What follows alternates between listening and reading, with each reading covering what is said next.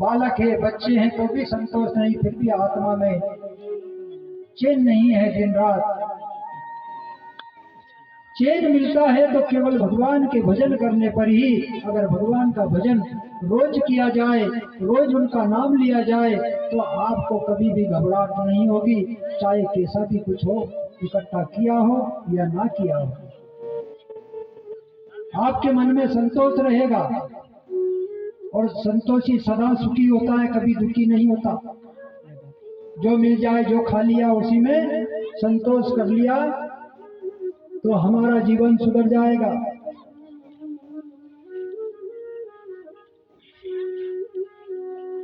कल की कथा में आपने दक्ष की कन्या सती का ब्याह, पार्वती का ब्याह देखा, शिव पार्वती का।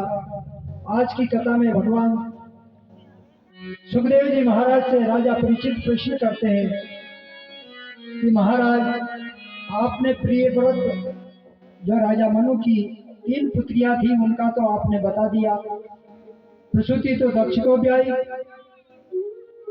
और आकुति नाम की जो कन्या थी वो रुचि प्रजापति को ब्याही। उन्हीं रुचि से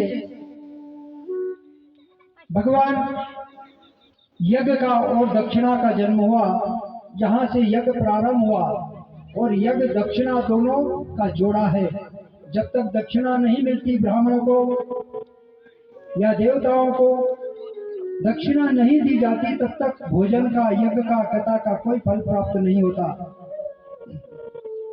तो भगवान यज्ञ नारायण का जन्म हुआ और उसी कुंड में से दक्षिणा का भी जन्म हुआ।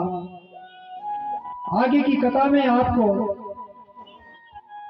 फिर पूछते हैं कि अब कद्रम मुनि का भी आपने सुना दिया। उनका जो तीसरी पुत्री थी देवहूति, उसका कद्रम मुनि के साथ ब्याह हुआ और उनके गर्भ से भगवान कपिल का जन्म हुआ।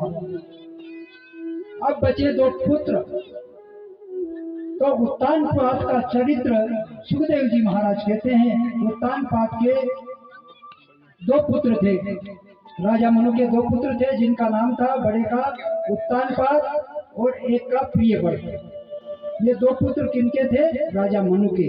और 3 पुत्रियां थी, तो 3 का ब्याह, एक का तो राजा दक्ष के साथ हुआ, दूसरा कद्रिम मुनि के साथ हुआ और एक ऋषि नाम के ऋषि के साथ। इस प्रकार 3 पुत्रियों का ब्याह हुआ।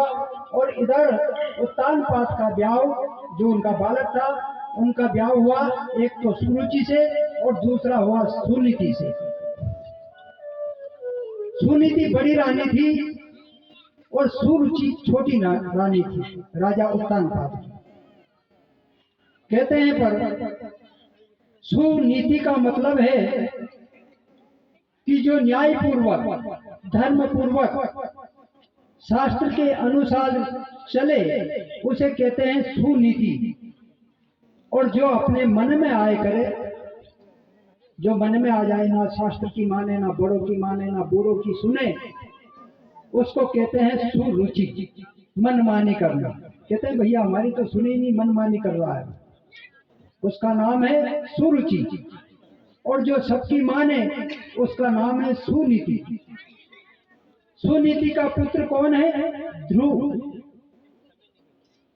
जो अजर हो गया, अमर हो गया। सुनीति पर चलोगे, शास्त्रों के आधार पर बड़े बूढ़ों की आज्ञा का पालन करोगे, तो ध्रुव के रूप में तुम्हारा उद्धार होगा, तुम्हारा नाम रह जाएगा, तुम्हारा शरीर मिट जाएगा, पर तुम्हारी कीर्ति फिर भी बाद में याद करेंगे कि फलाने बादशाह ऐसे थे, बड़े धर्मात्मा थे, बड़े अच्छे थे।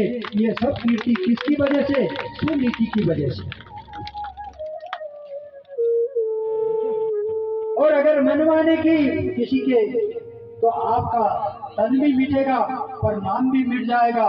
कहते हैं कि काम ऐसा करो कि चाहे बाद भी सालों वर्षों तक हमारे नाम का उच्चारण होता रहे।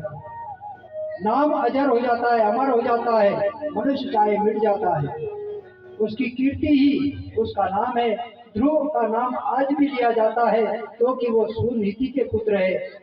उन्होंने अच्छे विचार सिखाए हैं। माँ ही सब कुछ होती है। माँ जैसा बालक को पढ़ाती है, वैसे ही बालक पढ़ते हैं।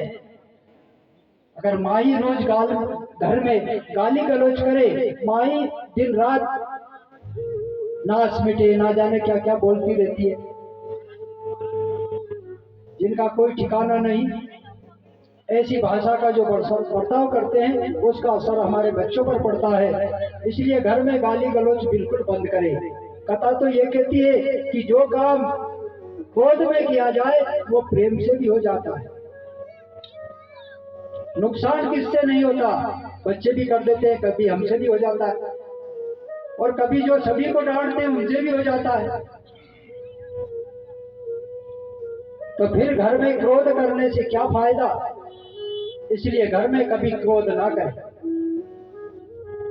अपने बच्चों को अच्छे संस्कार दे। अगर माँ चाहे तो बाप भले कैसा भी हो, माँ चाहे तो अपने बच्चों को अच्छे संस्कार दे सकती है। अपने बच्चों को बोलना सिखाना ये माँ के हाथ में होता है। बेटा ऐसे बोलो, बड़ों का आदर करो, ये सब कुछ, क्योंकि माँ ही तो वो रत्नों की खान है। माँ ही सबसे बड़ी नारी की। समाज में कौन है? माँ ही। जगत में कहते हैं कि जगत में रत्नों की खान कौन है? अरे ये हीरे मोती तो ये तो रत्न है, ये इनका क्या है, ये तो रत्न, इनकी कोई औकात नहीं है।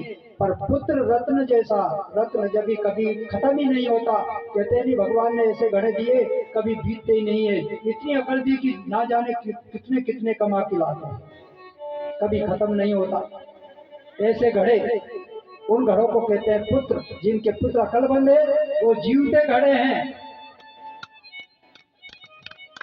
क्या करेगा सोना का घड़ा, हीरे मोती क्या करेंगे।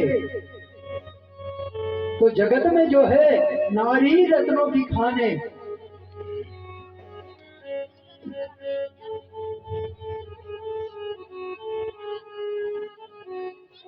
जगत में नारी नर की खान, जगत में नारी नर की